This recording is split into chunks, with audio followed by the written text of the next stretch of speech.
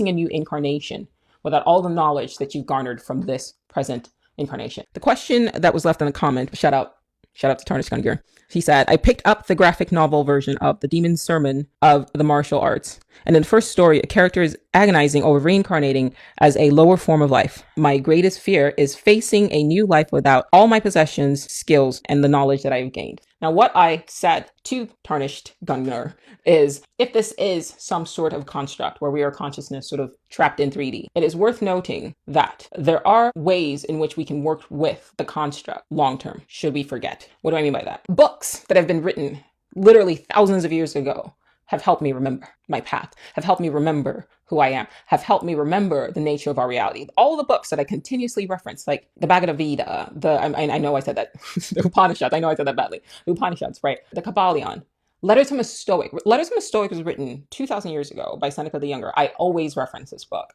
I've never fallen in love with the mind the way I fell in love with the mind of Seneca the Younger, and he wrote this book 2,000 years ago, but he 2,000 years ago helped me remember who I am now. That is the importance of taking ideas and putting them in writing. Any experience that I have right now, I must find a way to make tangible, to leave behind within the construct, in the construct, so that should I come back as a different avatar, all of the lessons from my life experiences in this avatar are there to meet me in the game.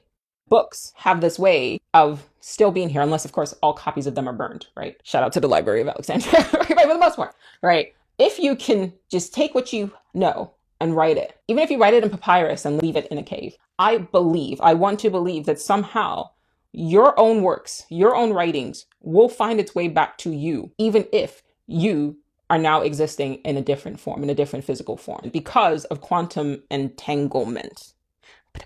Go buy the book, guys. So you're living in a simulation, available now, because of quantum entanglement. If you are the same consciousness, right, existing in all these different forms, boop, boop, boop, boop, boop, across space-time, and if all of time is happening right now, it's that same consciousness having all of these experiences, then you will be, or you are, entangled on a quantum level with all of the physical forms, all of the avatars that your consciousness is presently existing in. So you will find the books that you need, that you have written when you existed in other forms. Why wouldn't it be? Like, why wouldn't this be the case? If you are entangled on a quantum level with all versions of yourself, if it's the same consciousness that is inhabiting all of these forms, then what you need will find its way to you. And what you wrote with you in mind will find its way back to you. And when you read these books, they will feel like remembering. I'll say that again. When you read these books that you wrote, that your consciousness wrote when it existed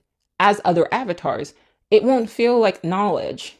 It will feel like remembering. And I think that that is how we go about remembering. It is worth, and it bears repeating, the importance of whatever it is that you know, whatever it is that you have learned, whatever knowledge you've acquired, make it physical. Maybe bury it in a box somewhere, or put it in a bottle and throw it in the ocean, or publish it. If you don't want to sell it, you don't have to, but have copies and put them somewhere. I firmly believe that on some level, your consciousness retains the memory. It may be restricted by the brain in the avatar in which you inhabit, but I do firmly believe that the consciousness retains the memory of where you put this information in. And if you are able to look at yourself, not as just this avatar experiencing life in this form, right? But as consciousness experiencing life in a myriad of forms. If you can look beyond your own present incarnation and think of yourself truly as an immortal creature, as a timeless creature existing simultaneously right now in space-time, then what you need will find you. What is tuned to your mind will find its way to you. It's like the algorithm, let's say Instagram. The more you click on certain things, the more it shows itself to you. But those things aren't happening by synchronicity. It's just that it's aligned to your thoughts. You were the one who first put in the sort of conscious action to click on certain things, right? So your mind is attracted to certain things. And so then you click on those things, and then those things, more of those things are shown to you. And I think that the same thing occurs in our reality. What we consider synchronicity is just more of a confirmation that your mind and reality are sort of in tune and they work together. Now take that beyond your present incarnation and stretch that through time. Maybe that's how you remember. Woo!